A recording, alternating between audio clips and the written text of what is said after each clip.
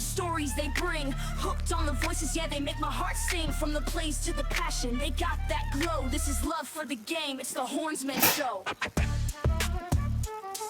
Style, the stories they bring. Oh wow, he read it back. Run that shit back. He read it back. This You might is as well love play for the game, full it's length. The Hornsmen show. Oh yeah. Oh shoot! Ooh. Hey, what's going on, America? Got the leaders gleam. He's gleaming. He's gleaming. I'm With really the beam. beaming. I'm gleaming. Hey man, y'all need to listen to the 60-second intro track that we got produced by one of the top Dropping it up on and coming, Apple never heard of iTunes. artists. Disney artist. From the soundtrack of Moana. K-pop Demon Hunters. Let's go. Hey, don't you talk about the K-pop? K-pop Demon Hunters. And soda pop. So Hey, jamming. They got a jam that's almost like Kelly and what's Nelly and Kelly? Kelly. Yeah, dilemma. Jam. Hey, anyway, welcome to the Hornsman Show. I'm your host, MD. In the studio today, we got Gip. What up, Gip? What up? Gridiron Gospel on a Tuesday. Yes, sir. We got Wait Tees. Oh no. Waits with the wisdom, so says the soundtrack. He always smiling. We got Toma T. What's going on, America? Always wear a hat. Always. Oh, Oh, I get the reference. There it is. Talking about because we were in Ohio State and the Buckeyes. Anyway, we'll get to that in a minute. Hey, man, I want to let y'all know we had an amazing weekend up in Columbus, Ohio. Shout out to Cure Culture and Cocktails and Coffee. They let us in on Friday night. We had a great event with Duke Pettyjohn, whose son plays for Ohio State. Matter of fact, I just want to give a shout out real quick if y'all can see that. Went to the co-op. University Co-op, man, get your new stuff at the Co-op. They got a new section. We're not getting paid for this, but you can get something on the Hornsman app. You can download one of these dope shirts. yes. Or you can or the jacket, or you can ship some shoes to Columbus in a size 6 instead of a size 12. My son is confidently wearing them as of today. He was rocking them. Yes. There's a win and a loss, bro. The size 12s or the size 6s? The 6s, yeah. Oh, okay. I was about to say, hey, man, but we got in on Friday. Some of us got in on Thursday, but we got on Friday and had an all-access VIP pass to the Ohio State athletic facilities. Thanks to some of the people that we know up in there. But we started out, went around a little bit. And we one of the things that we checked out was the indoor track. So what people don't know is I did get to, I wasn't recruited to do it, but I did get to make a small race. I ran the 200. It was I ran a 23:12. It was a handheld time, and so indoor wind dated. It was indoor wind dated. It was indoor and it was wind dated. The thing about it, man, when I hit that curve, that is really where it turned for the positive. So, yeah, if you're looking for a track star, 23:12, myself. Now, 23:12 turn. My address and on Owens, 2312 Owens. Is that where that came from? Oh, listen, I just want to reference the Cosby Show when Dr. Heathcliff Huxtable had to go back and run track in weights. You would have beat him. There's no Olympian that would have caught you on the track on Friday. Now, when you hit the turn, I feel like your hamstring also turned or something, or you're playing pickleball like Kali because you slowed down immediately. But shout out to you and Jonesy for the baton. Here's the truth. Did you expect Jonesy to go that fast out the start? So, little known fact, as a multi-event athlete, I also ran the relay. And so Jonesy and I did it was a 4x2 relay, but we was only 2, so it was really a 2x2 relay, 2 being the 200. I came around the curve, a great pace, extending the stick. I was prepped. Jonesy shot out like a cannon. Maybe he was out of the lane. We don't know yet. But when he went out, I said, "Oh man, I gotta get going." You had to lean in. Yeah. I had to lean in, and what I wasn't gonna do is dive in. So I extended, and no, to answer your question, no idea he was gonna take off. None. Hey, and then after we got out the track, we made our way over to the weight room, the weights room, and I think this goes out to all the fellas out there that's like, I'm gonna say 30 and up. Yeah. You trying to relive your Gregory days, In the rec what days. out there, try to relive your rec sports days, and put out an extra weight on there. And Jonesy started out like that. Yeah, man. So, Jonesy, like, first of all, always take care of yourselves, gentlemen and ladies. Healthy life, more smiles. Jonesy is a fit individual. Probably got a picture. He focuses on the core. But on this day, Friday, he chose to get up underneath. He wanted to add 45s on each side. Some would say light work. Some would say light work, right weights. So here's where it went south, right? So simple math is 45 on one side, 45 on the other side, 45 for the bar. It was only 135 pounds that he was lifting up. Let's start with that. But then I've never heard an excuse as to why a person is unable. So as Jonesy he's lifting it up. Well, it was lifted up for him first. It was brought to him. So it couldn't have been that heavy if you just say, here, it was like this. Like you're talking to a kid. Here, man, just take it. So when they handed it to Jonesy, it was an eruption. An earthquake hit the gymnasium. And he said, so it tilted like this, right? And when he went like this, he said the reason he couldn't lift it up was because the pad underneath it stopped. Too much padding. Too much padding. He said, help me now. Too much padding. And I said, but the padding there's a whole other side of said padding. Man. So we as a collective unit immediately saved him because it would have always there. He's not heavy. He's my brother. Actually, he wasn't heavy. That 135 pounds was work for the man. Shouldn't have been heavy either. But in his defense, maybe because he ran so fast in our 2x200 relay, he had overexerted himself. Yeah. Activated his arthritis after. Well, and the only negative thing was there was like a true like athlete, or she might have been a tennis player or a swimmer, and all I heard from a distance, oh. Like it was a concern though. It was like, oh. Yeah, and that's the part, right? Because I was waiting for the H, and then the realization that was it. It was no H, so that was part two of our. Yeah, look, see, I'm gonna take up for Jonesy since he is take up for Jonesy since he's not here to represent himself. Yes. We do have video, because if I let y'all talk about Jonesy, next thing you know, y'all gonna be like, "Oh, MD got a cramp or something while we were trying to do videos or something." And if so, it's because I hadn't had any water all day and been on an 8-hour flight, and been walking around campus for 6 hours. If that was the case, so that wasn't the case. Immediate rebuttal.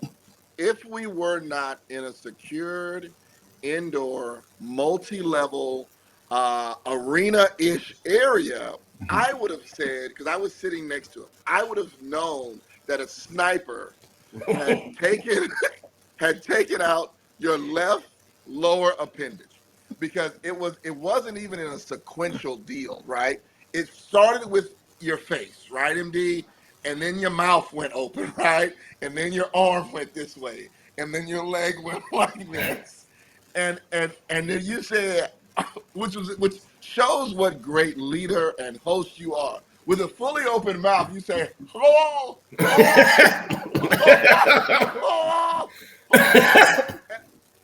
Khalid kind of picked it out. Like he was, people that were there, you could kind of pick out what you were saying. But the cramp was so strong. And it was like 2 minutes, to the point where you left us, decided to go procure your own water. It did. We always boost the economy wherever we go, and immediately and bought a bottle of water from the locker room. There you go.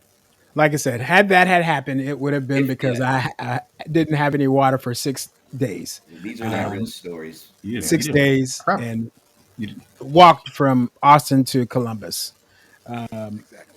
That being said, but after we did get that so-called cramp, we made our way to on the field. We're in the stadium, bros, but we are also on the field, right in the O of the Ohio State Stadium. It was good, man. I'm not gonna lie to you. I mean, we've been to several stadiums. Thank you to especially Jonesy and all our friends that helped set it up because Pat McAfee and ESPN were doing the show there. We were able to get a ton of photos, and the cool part about in the stadium is then thinking the next day, like this interception was there, this was there, this is where they run out. And it really shows like how massive these venues are.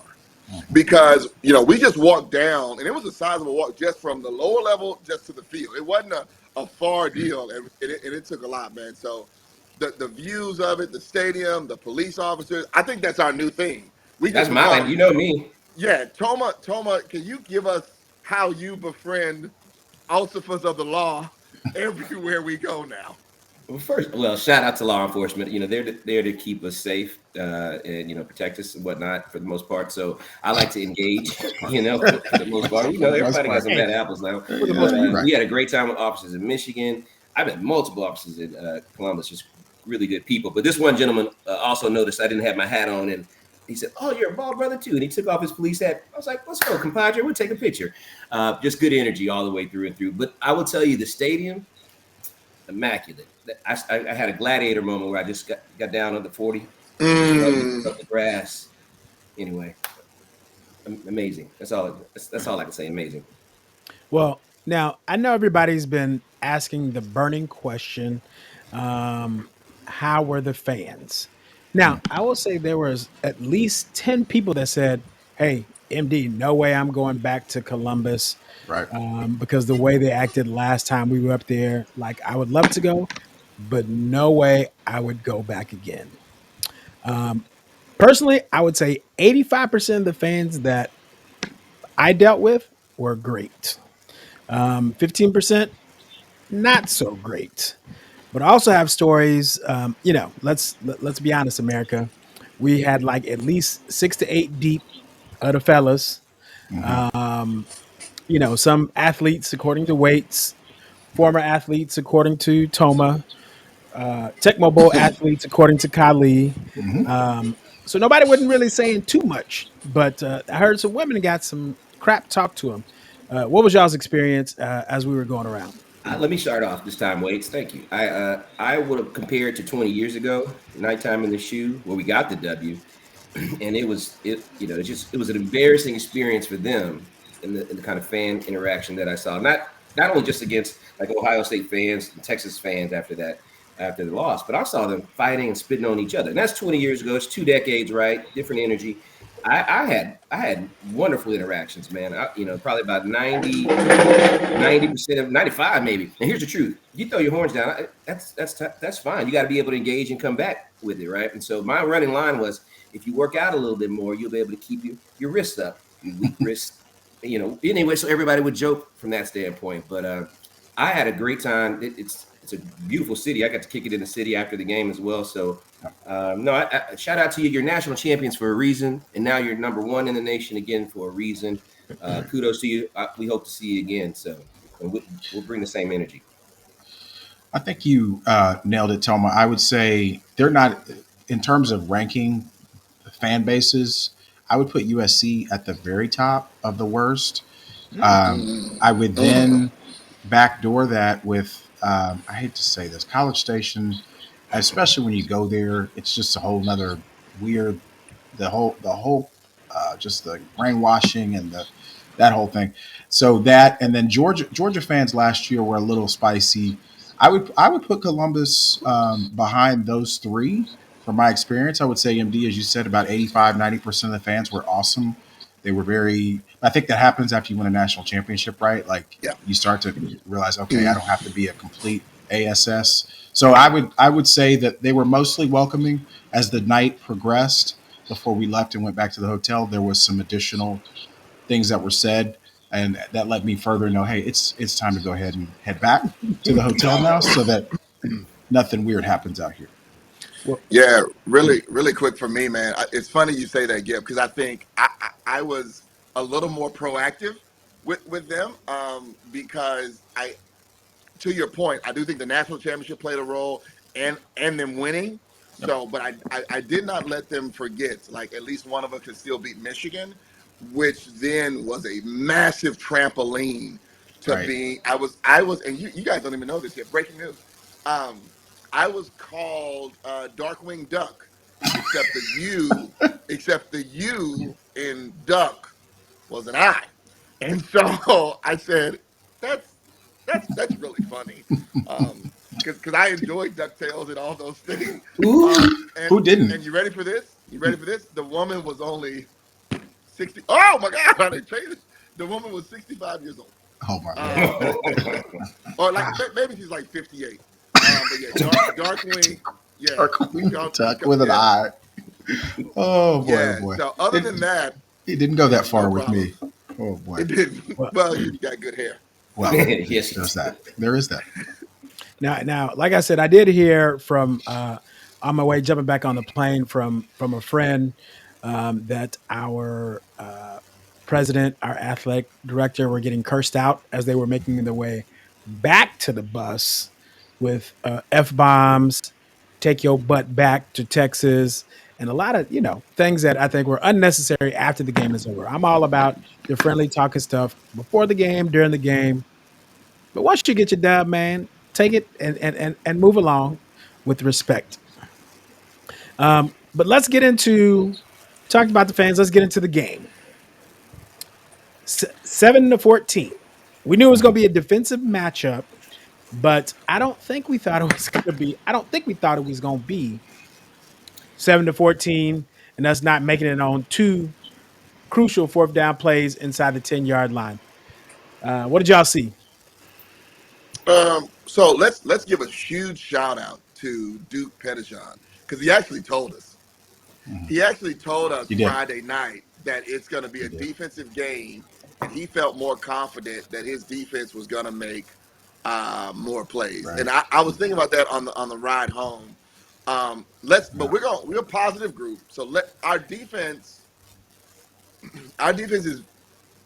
was the best it's looked on an opening game playing somebody for real, probably since our last national championship team. Ohio State, the least amount of yards, and this is a big stat for me, least amount of yards they've had in a regular season game. And to me, that's huge because, guys, in a couple of months, it's going to be snowing. So they've got a lot of elements that they've played games in. They've started new quarterbacks. They've had other things going on. So I think the defense is already in like mid-season form.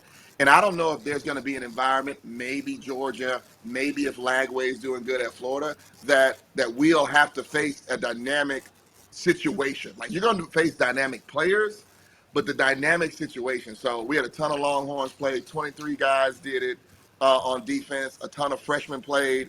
So the game, as far as defense goes, was everything we expected. And Sark made a great point. He said, we're Texas, and 14 points, we should be able to score 15. So that's kind of my thought on at least this portion. Yeah, I'll echo that from the defense perspective. I know we kept them to right under two, maybe right a little bit over 200 yards. Defense did what they needed to do. In terms of development opportunities, I saw some great play from the offensive line. There were some pressures, right, and we saw Arch's ability or capability is what we're going to look forward to be able to handle those pressure challenges. But I saw some better things from the line because their defensive front.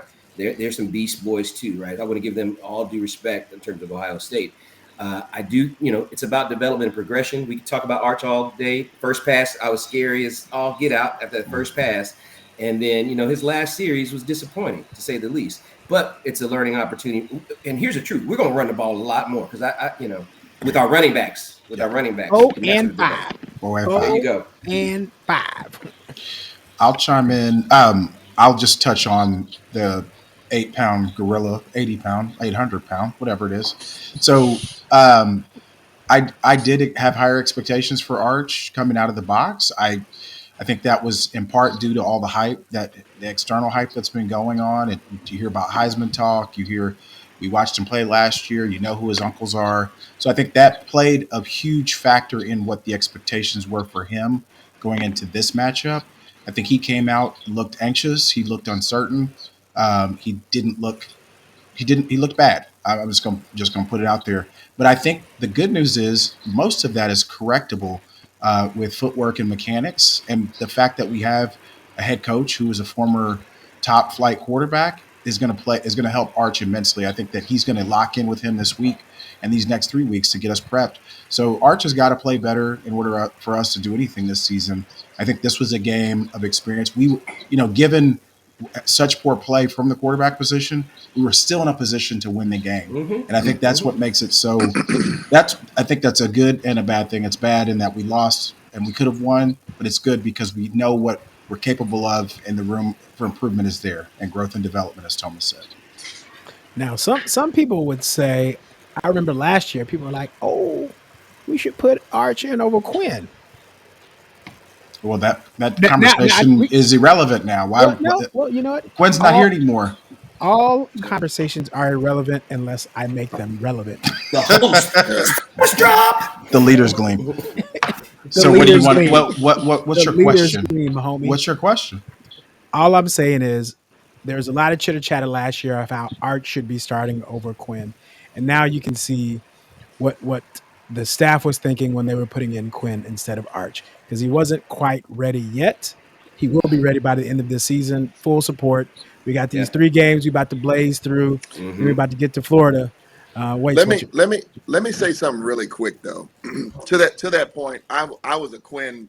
I'm still a Quinn guy, right? Over Arch, because I don't think people realize being out there with live bullets versus just hurry up and go out there and do something right quick. Like, they weren't calling Arch's plays last year when he came in. It was just like, just do enough to get us by. But if I were to say this to you, 13 for 20 for 126 yards was one quarterback.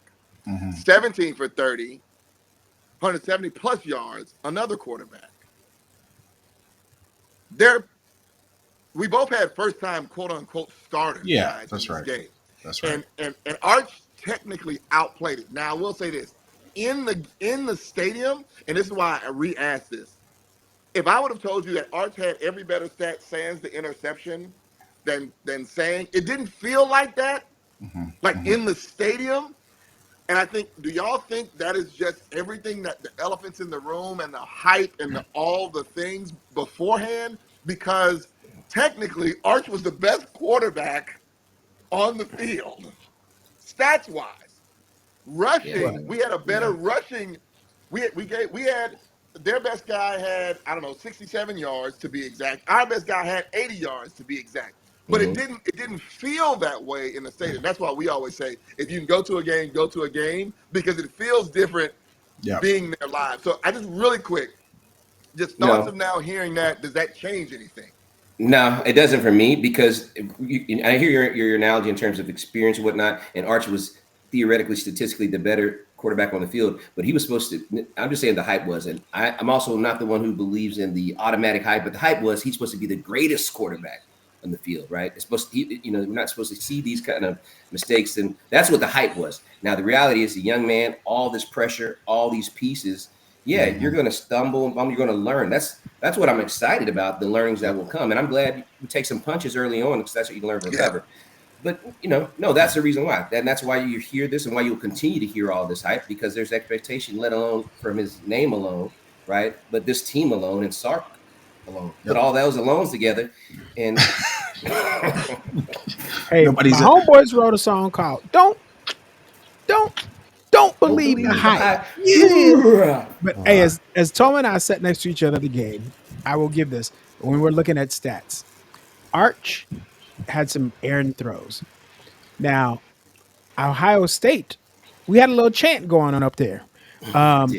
Snickers, Kit Kat, Butterfingers. Yeah, Yes. because they were dropping some balls. They dropped a lot of balls that They were did. right there in the hands for Ohio State. So, you just can't look at the Oh, okay. stats. You got it? You got I it? was like, Delayed reaction. but I don't eat candy. Okay, so you guys are saying that you think Ohio State had a wee bit of the drops. They had at least that's what we were chanting. 4 key drops. We were chanting. At least 4 drops for sure. Yeah. I'm just throwing out something. And you talked about the hype train. The hype train says that Ohio State has the best receiving core in the nation. I'm just so whatever, however the hype train for them was Butterfingers. Put that same I'm the man on Arch Manning. Whatever it is, I don't know, man. I just think hype is hype. That's a different dynamic.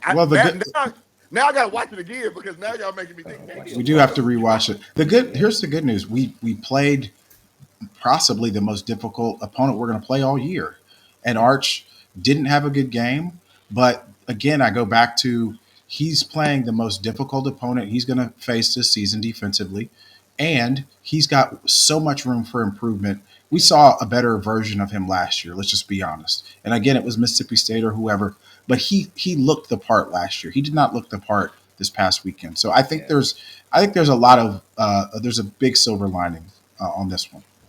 Big silver lining. Speaking of looking the part, go ahead to app.hornsmen.com. Download our web app. Our web. I always get this wrong. We got an app coming out.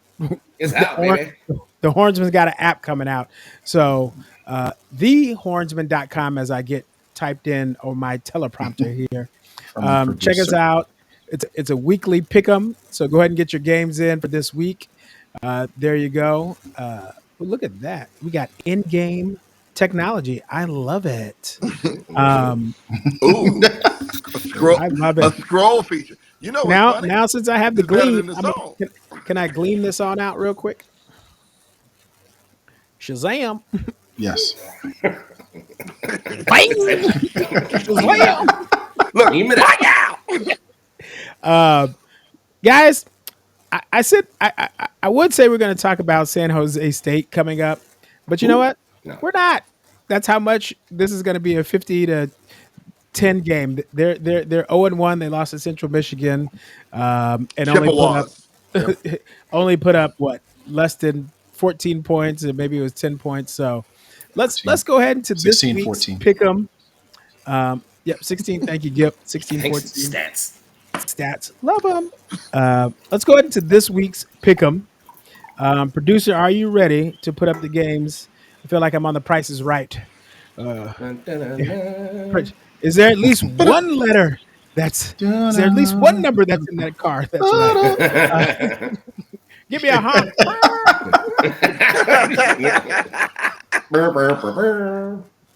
All right. Bob All right. Barker The first looked game we got coming up, we got Ole Miss versus Kentucky. Gip, we're going to start with you. Oh, wow. And my screen went black. Can y'all hear me, see me, smell me? Baby. Give us the pick. Give us the pick. All right. Just verbalize it. All right. Since my screen is black, I'm going Ole Miss this week. I had more to say, but I'm in a black hole. Ole Miss wins on the road at Kentucky. I love it. Waits. We went there a couple of years ago. I lost my wallet. Jonesy saved my life. If you're an Ole Miss fan, I say, "Are you ready?" And they do some chat. Blam, blam, blam, blam. Who the heck are you? I got Ole Miss. Shout out to the Fighting Lane Kiffins. All right. Toma, what you got? MDZ, I know you're a big fan of the Kentucky Derby. Attended and enjoy it very much. But it only lasts 2 minutes. Hotty toddy lasts all game long. Ole Miss, baby. That's real life funny. I love it. Hey, when I think of this game, I think of drinking because I think of hotty toddy and I think of Kentucky bourbon. And I'm going with hotty toddy. So Ole Miss again. Next game we got coming up, we have Oregon versus Oklahoma State. Toma, who you got in this one? For weights, Nike always, Oregon, go green, gold, yellow, whatever. Who knows what color they're going to break out in these uniforms, but Oregon, the Ducks, quack, quack. Since you spoke my name, I won't go with the man that says he was 40. Shout out to the fighting mullets. He should have been cut it off. But yeah, Dan Lanning, Dan Lanning's got something going up in Oregon. Only thing I wish is they stop stealing our recruits. Shout out to DeCorian Moore and that dope block we saw last week. I got the Duck Fresh going by big numbers. I'm going Ducks as well. Phil Knight has paid the price, and he has acquired the right athletes. It's going to be a blowout. It's going to be a 30-point blowout. Ducks. Well, I'm gonna follow suit. Now we need to tell Mike Gundy to stop making these cellular phone commercials. He must be broke. He must be broke over there trying to relive his moment. It takes a lot to keep that hair like that, man. He's got a product. He's a man. Even though he looked like he owned Duck Dynasty, he gonna get Duck Dynasty. Oregon Ducks with the victory. Next game up, we got Baylor, the Bears versus the Mustangs. This is an old Southwest Conference rivalry. I'll go first. Yeah, obviously I've got the most Baylor association here, and shout out to this is my first time bringing it out, man. Lee Corso, huge thanks. Last game we was there. In the ear, I hear Lee Corso saying, "Not so fast, my friend." Shout out to the Pony Express. In my heart, we saw Eric Dickerson up there. I got SMU winning. Your former ACC, or current, should I say, ACC team, former Southwest Conference, in a barn burner. SMU Mustangs. Yep. I'll take the Ponies in about a 6-point victory. I think it's a closer game than what on paper it may look like. SMU has a potent offense, but Baylor has a little bit more in the way of defense. So I like to see the Ponies pull it out in the fourth quarter. They are one of my alma mater, but that is what's the school name? What's the school name? Can we give us it really quick? The Southern Methodist. Yeah, but what school did you get what is it called? The school of Cox. We grow. Cox School of Business. SMU Ponies by 6, 33-27. Yeah, shout out to the Cox. I'm definitely going to go for SMU now to switch, right? Too much. I actually feel like SMU just dominates Baylor. Like Waits used to do back in the day in Step Show's days. So going SMU all the way. Well, shout out to my guy Jake Lange, who's the senior personnel analyst for SMU. Got to go with that guy. He knows talent and recognizes it. And SMU's put together an amazing program. So the Ponies, Eric Dickerson. And what's my name? Craig James. Craig James. Thank you. All right. Next game up, we got Arizona State versus a Mississippi State. A Mississippi State. Mm-hmm. We're gonna start. Normally, we're gonna start with Waits. we are. We're gonna start with you. Yeah. Normally, because both my mom and dad came from Mississippi. But shout out to listen. One of the greatest games that we have been to as a Hornsmen group, man, collectively. We so many good times in Atlanta in the Peach Bowl. But when you get the fork, man, when you get the fork, that's a fork.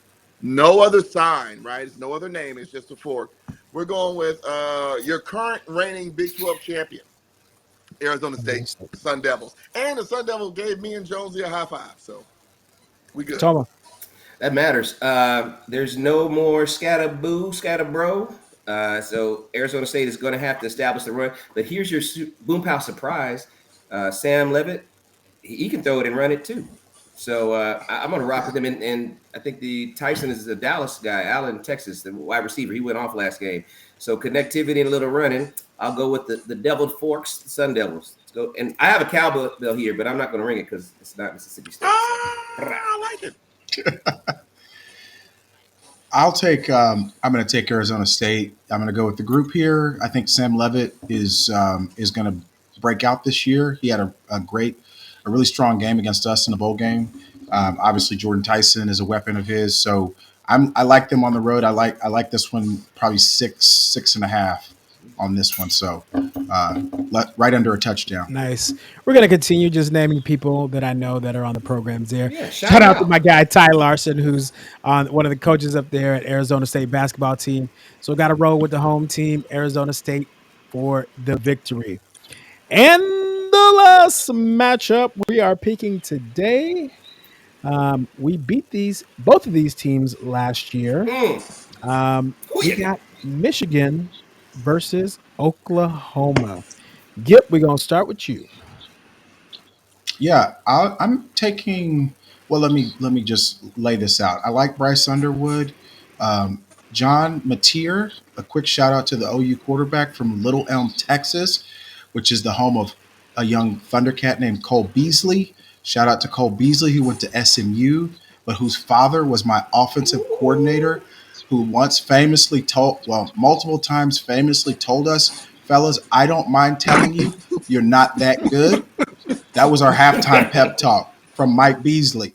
So what I would like to wrap this all up and say is I've got Michigan on the road. One other tie into this game. This is a personal tie. My left tackle, Steve Frazier, his son Blake Frazier, who played at Vandergrift in Austin and left Austin to go play for Michigan, starting tackle for the Michigan Wolverines. His father was the center for the GOAT, none other than, you know his name, Tom Brady, TB12. So my left tackle, Steve Frazier, shout out to you. Go Wolverines. Steve used to block for you, right? He did.